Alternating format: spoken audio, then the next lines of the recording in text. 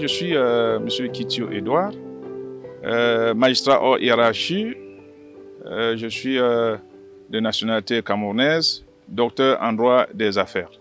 Avant d'arriver à l'UNAFRI, j'ai d'abord fait un bon parcours au niveau du Cameroun, où j'ai travaillé dans diverses juridictions, avant de finir mon parcours au Cameroun au niveau du ministère de la Justice, comme chef de la cellule de la prospective, à la division des études et de la prospective du ministère de la Justice.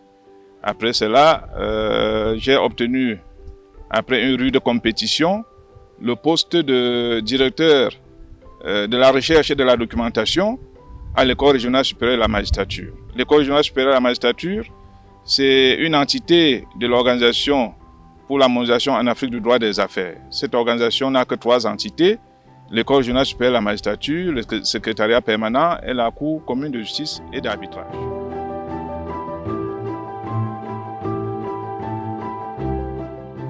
Ma vision pour cet institut est d'en faire l'institut de référence en Afrique. Rappelez-vous que l'UNAFRI, c'est l'Institut africain des Nations Unies pour la prévention du crime et le traitement des délinquants.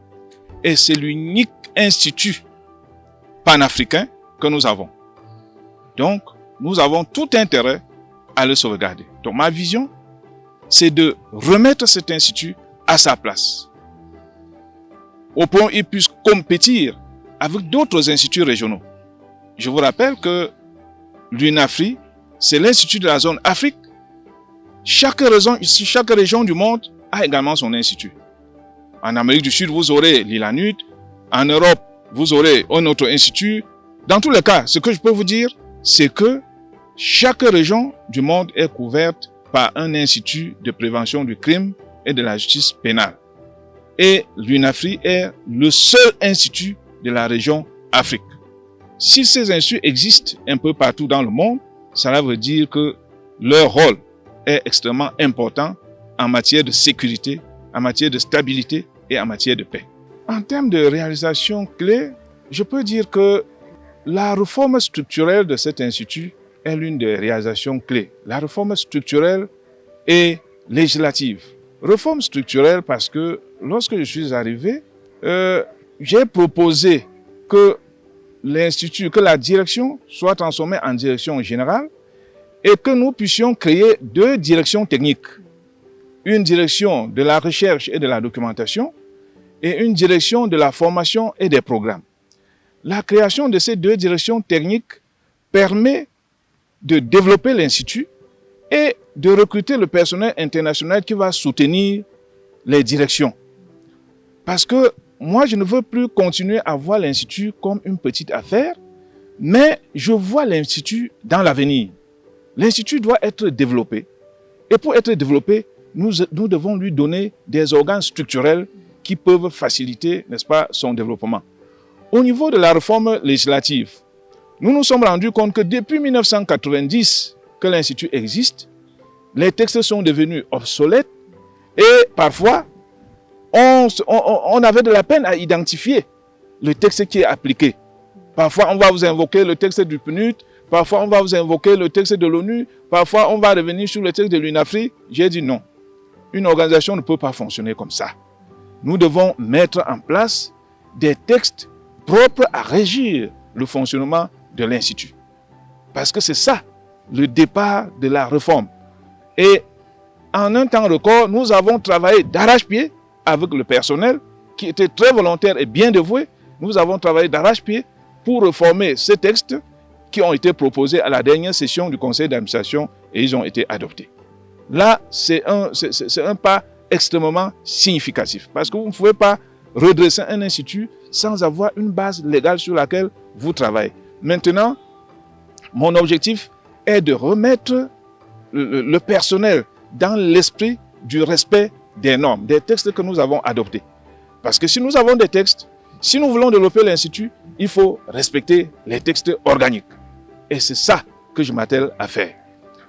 Autre chose, nous avons mis en place, nous avons développé le nouveau plan stratégique. Parce que le plan stratégique qui était à l'Institut avait expiré en 2021 et il fallait que nous fixions nos objectifs sur un plan stratégique qui détaille clairement les objectifs à atteindre, les résultats attendus. Nous avons donc fait un plan stratégique quinquennal 2024-2028. Le voici d'ailleurs, je peux vous le présenter. Je suis très fier de le présenter. C'est un plan stratégique bilingue en français et puis en anglais. Donc, il est là. L'Institut peut donc partir sur de nouvelles bases avec ce plan stratégique. Nous avons également toujours sur le plan managérial, nous avons fait reconstruire la ligne de connexion Internet parce qu'aujourd'hui, avec l'avènement de Covid-19, le développement des activités en ligne est devenu une question de principe. Et nous avons commencé avec les conférences internationales à l'UNAFRI, ce qui nécessite une bonne qualité de connexion.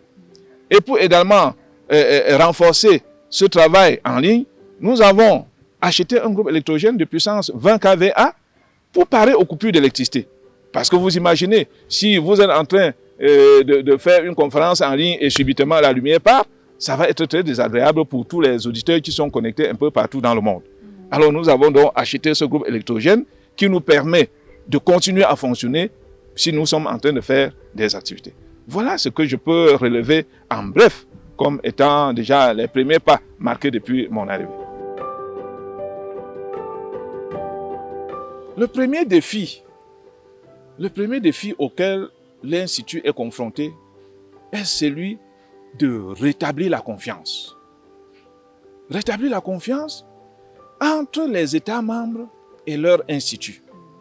Alors parce que quand je suis arrivé, j'ai constaté que tout se passait un peu comme si les États membres ont perdu l'intérêt à soutenir leur institut. Et quelque part, je leur donnais raison. Parce que, vous voyez, l'Institut a passé beaucoup d'années, plus d'une dizaine d'années, sans un directeur titulaire. Et les activités ont décliné. Ce qui fait qu'à un moment donné, les États se demandaient, mais finalement, quel est l'intérêt que nous tirons de cet institut? Alors, il faut donc rétablir la confiance, aller vers les États pour leur dire non, c'est le moment où plus que jamais, nous devons soutenir cet institut. Parce que l'Afrique, comme les autres parties du monde, est en train de traverser des périodes de turbulence. Et lorsqu'on parle de périodes de turbulence, ce sont des occasions de commission des crimes, de violation des droits de l'homme et autres. Droits des enfants, droits de la femme, trafic des êtres humains et autres. L'Institut est là justement pour parer à ce genre de crimes, pour capaciter les autorités nationales en charge de l'application des lois pénales à mener à bien leurs activités dans le respect des droits des citoyens. Alors, c'est donc le moment où plus que jamais, l'Institut doit jouer son rôle au profit des États membres, notamment par des actions de formation, par des actions de recherche, par des actions de conseil ou de consultation juridique.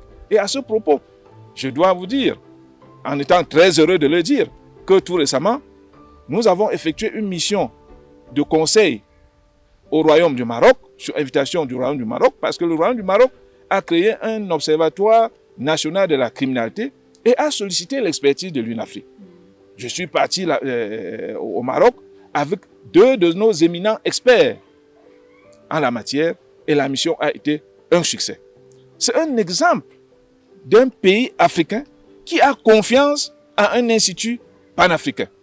Je vous rappelle que le Royaume du Maroc paye bien ses contributions et il s'est dit, mais pourquoi aller chercher ailleurs lorsque nous avons l'expertise entre les mains? Ils ont écrit à l'UNAFRI pour dire, nous sollicitons votre expertise pour mettre en place notre observatoire national de la criminalité. Vraiment, j'ai été très content que le ministre de la Justice du Maroc puisse faire confiance à l'Institut africain parce que nous devons être fiers d'avoir nos propres institutions et renforcer la capacité de ces institutions pour qu'elles puissent jouer leur rôle au profit des États africains. Nous avons un puissant informaticien qui est en train de travailler avec ardeur sur notre website, M. Jumba Stephen, qui est en train de faire un travail extraordinaire sur notre website. Et depuis un certain temps, vous allez constater la courbe. La courbe des visites de notre website est allée en flèche, au point où vous ne pouvez pas cliquer et ne pas voir l'UNAFRI. Pour moi, je pense que l'Ouganda a donné à l'UNAFRI tout ce qu'il fallait. Et là, je ne peux pas terminer cette interview sans dire merci, sans donner un grand merci au président Yoweri Museveni qui a accepté d'accueillir cet institut et lui a donné tout ce que vous voyez. Je vous rappelle que quand le président Museveni nous a donné cet institut, il a donné avec toutes les maisons que vous voyez, il y a les résidences à l'UNAFRI Village pour les cadres, il y a les résidences tout autour pour le personnel d'appoint. C'est extrêmement important. Maintenant, ma mission, ce que j'envisage pour l'avenir, c'est de remettre cet institut panafricain à sa place. Pourquoi nous devons envier les autres instituts lorsque nous avons tout pour faire de l'UNAFRI l'institut de référence dans la région africaine? J'ai remarqué que certains instituts viennent exécuter leur programme en Afrique. Ça veut dire qu'ils sont en train de nous dire que nous sommes absents. Il est question maintenant d'occuper notre espace, de discuter d'égal à égal avec d'autres instituts régionaux. Donc, mon objectif, c'est de faire de l'UNAFRI l'institut de référence en matière de prévention du crime et de justice pénale en Afrique. Nous avons la volonté et il nous faut seulement le soutien. Soutien des États membres, soutien des organisations internationales, soutien du personnel, soutien de toute forme, et nous avons la volonté. Nous avons la volonté. Je ne peux pas me passer de penser à l'UNAFRI parce que pour moi, c'est une obligation morale de remettre cet institut à sa place pour que l'Afrique puisse être fière de cet institut et puisse bénéficier de ses fruits. Et c'est pour cela, pour terminer, c'est pour cela que je suis en train de programmer les visites au niveau des États membres.